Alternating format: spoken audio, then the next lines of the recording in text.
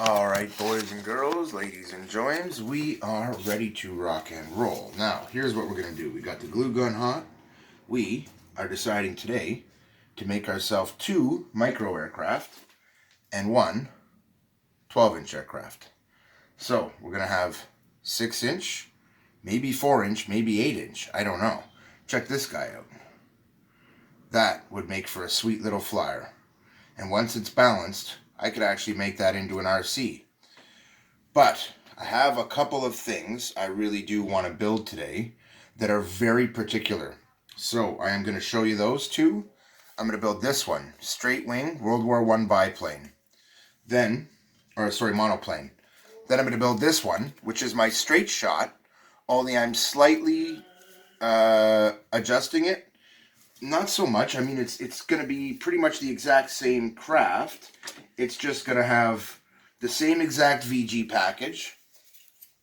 All those details will be absolutely unchanged, guys. So, in the end, we're looking at a pretty identical package. Now, the tail, I might do a slightly different tail, but today we're not going to focus on that. We're going to focus on the mounting of the wing. The making of these is one thing, but let's say you've got a little issue here. See that space, that gap underneath? That indicates a line that is not level, guys. So I am going to take this and place it up against a level line that I know is level. And take a look. You can see the spaces here. So I'm just going to use that as a small guide. And then I'm going to trim without damaging the top wing that I'm using for my straight template, because that would suck. And away we go. Now, we've got ourselves a nice straight edge. That's one way to go. You can also put it against a wall. I've checked the other edges, you might think, but no. So we're going to do the exact same thing. We're going to flip this edge over. We're going to line up the sides of this, the corners. And you can see when we do, we've got a little lip here we need to get rid of. So we're going to do that. It's one of the reasons I encourage you to make it a few millimeters bigger at least than what you wanted. And then you can fine tune it. Now, I also wanted to fine tune these edges.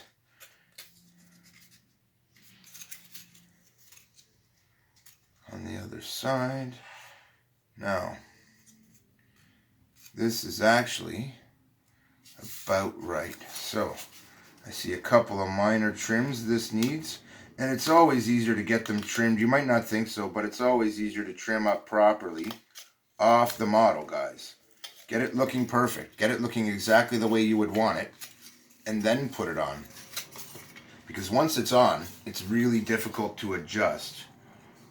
And so I'm just making a quick trim here off camera so I can see it in my eye and get a fairly straight shot on this. It doesn't really have to be perfect, guys. That's one of the things a lot of people think, is that they have to be perfect. Pardon me. However, there can be some slight variations. Some minor imperfections won't really hurt it much.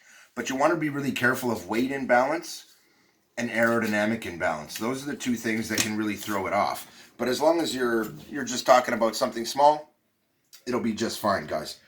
So, I've got these 2 wings now. I'm reasonably satisfied that they're decent. Okay? I'm actually planning on bringing this to an event and showing the aircraft. So what we're going to be doing is building that up during the course of this video. We're going to set it there for now, though, because we are going to do something else. I told you I have the glue gun heating up, and I'm kind of excited to get this one done, so we're going to do that. Now, on the front of this, I'm going to want most of these aircraft, I am designing to have a top wing. It allows them to handle a little better. You see, if I put the wing underneath, you already have a lip here pointing down. That's bad. I actually want it the other way around. And then I want enough front distance here that I can give myself a nice pivot point to allow this to center of gravity the plane easily. If I make that line too short, guys, it really doesn't do me any good. So what I'm going to do is put one tiny drop of glue right here where I want the wing to be centered at the front. I'm going to hold it down as best as I can, making it centered along this line. But I haven't done anything with that back line yet. So now we're going to open that separately. We're going to put a little glue in there. Now we're going to set it down in place very, very lightly. And the reason you're going to do this is so that if you make an error, guys, you will be able to fix this error very quickly without much glue. Now, if you like it, if it looks perfect, and I'm feeling like I did get it quite good, it's looking like it's dialed in, it's looking like it sits correctly, and I'm happy with the fitment. Now, I'm still going to have to cut another aileron here, but this is all right. I've measured this distance. It's 1 inch. I'm just going to do the same and cut it out. Now, on the back side of this, I have a plan for my flat surface. So we're going to install that because I want this to be a 4-channel airplane. But in this one, I'm actually putting a lot of glue instead of a little tiny dab. And I've got the glue gun pretty darn hot, you guys. Now I have to be careful to look at this a few different ways. One, I need to look at it for alignment up and down. I need to look at it for excess glue that's getting out in the way. That can't be good. And the goal is to just give myself enough room to adjust it, guys. And look at that. That's actually looking pretty straight, looking pretty good. So our Spitfire is taking shape. Now I'm going to put one drop, one firm solid bead. No, not a drop. When you're putting together your control surfaces, you're going to want a fair bit in that, just because you're going to be attaching these things in place, and you really want to make sure these are right. And if for some reason it doesn't look right to you, pull it like I just did and don't do it. What I mean is, you can get right to the last second, put some glue on it, decide you don't like what's going on here, and change it.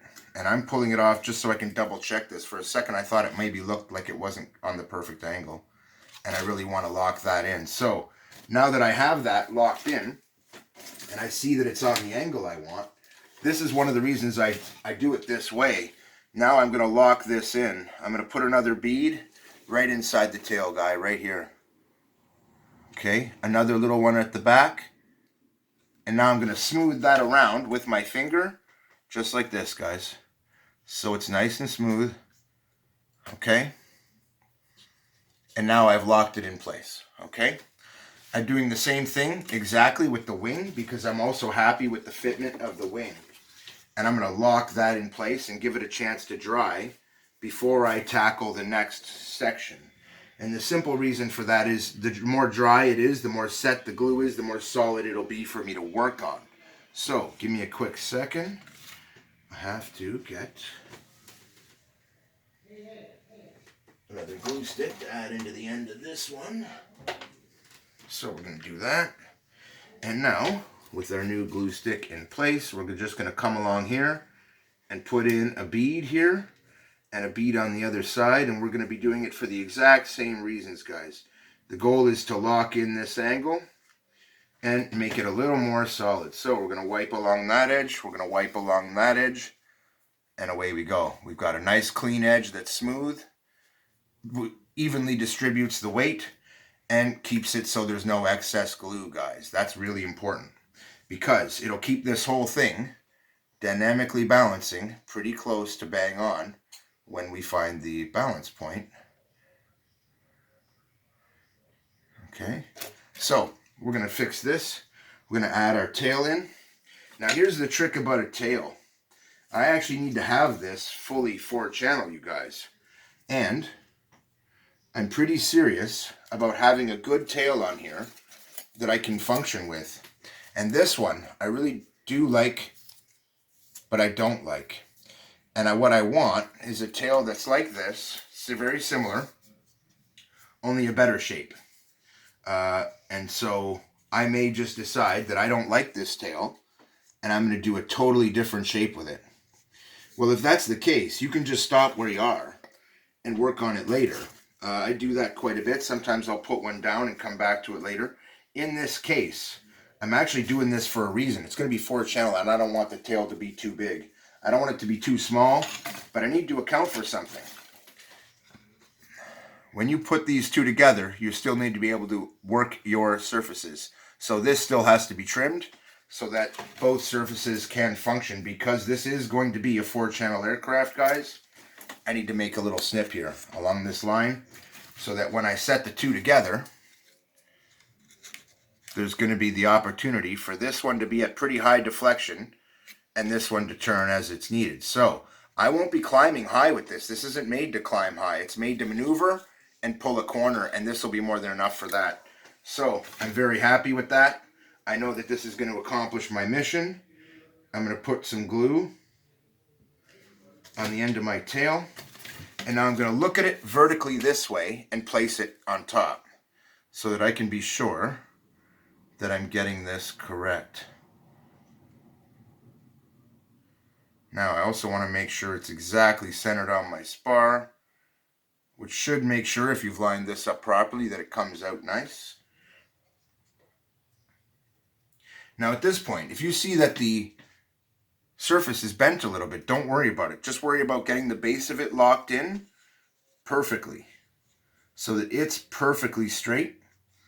And again, you're just going to run your finger down along that inside line on both sides to even out the glue distribution and to wipe off any excess.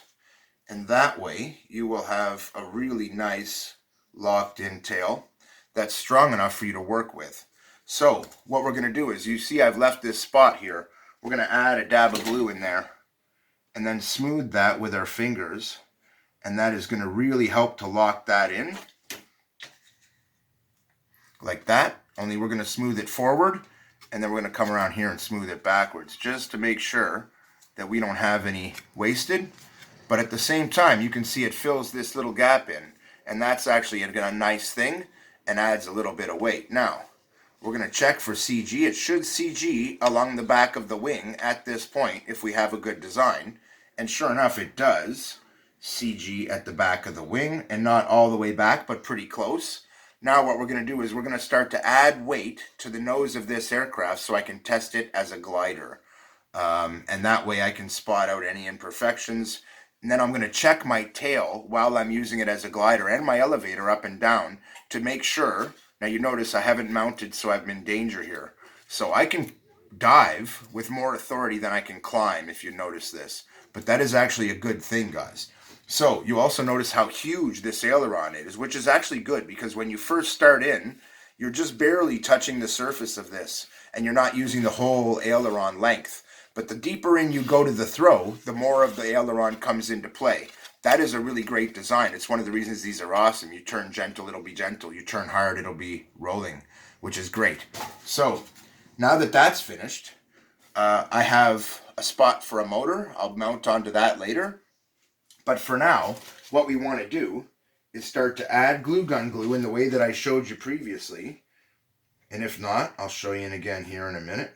I'm just going to take this nub that I've just showed you guys, and I'm going to add a whole bunch of glue gun glue onto it with the goal of CGing the airplane so we can test this as a glider, you guys. And that means we're going to put a whole bunch of glue gun glue on it, like that. And then we're going to hold it up. And we're going to let it drip. Believe it or not, you're going to let it drip a bit. You're not going to let it totally drip off.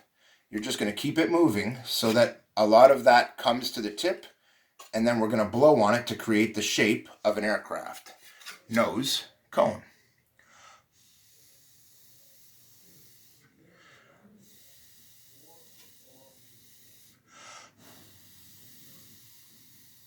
Now this doesn't need to be anywhere perfect. It just needs to be good enough that I can CG the airplane.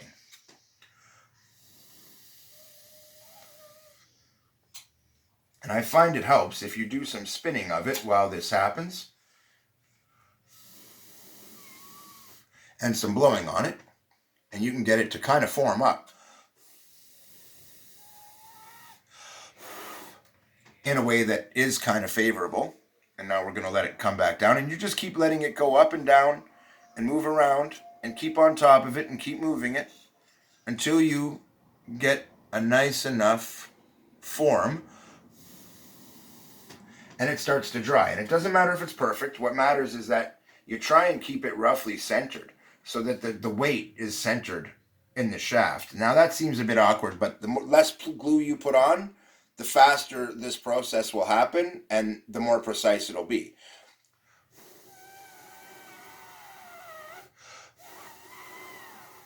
I'm kind of getting to know the process and getting okay at it.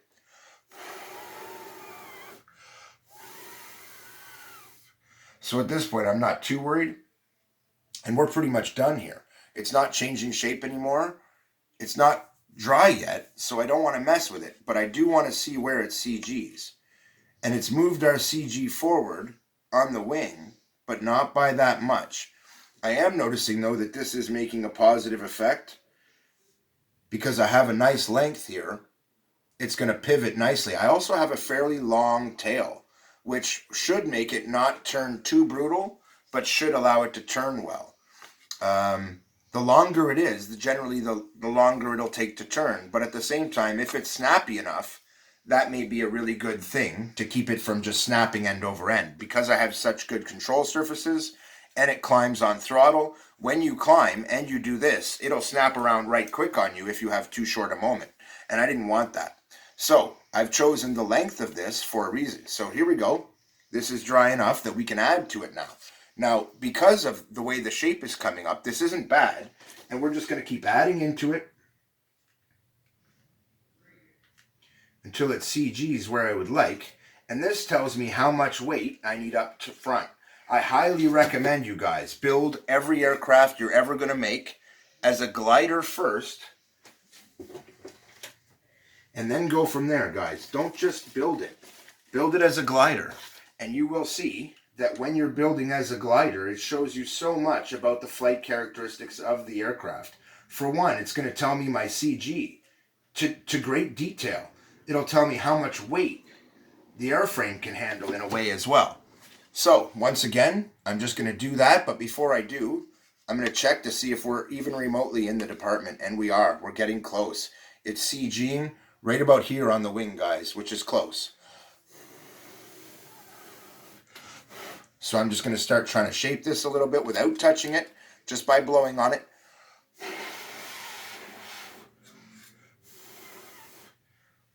And by letting it fall. But I want the weight to be on the bottom of this, so that it kind of suspends downward.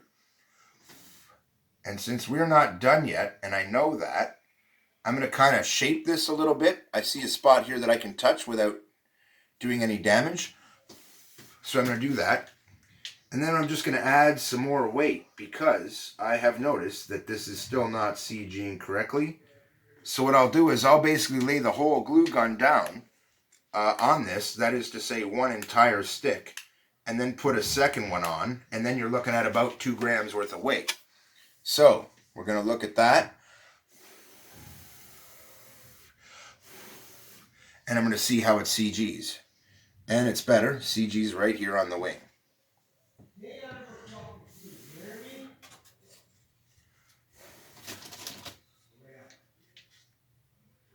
So we're just going to add this in. A little bit more on the top, and I now have that entire glue gun glue stick in here that I just added moments ago, and we're going to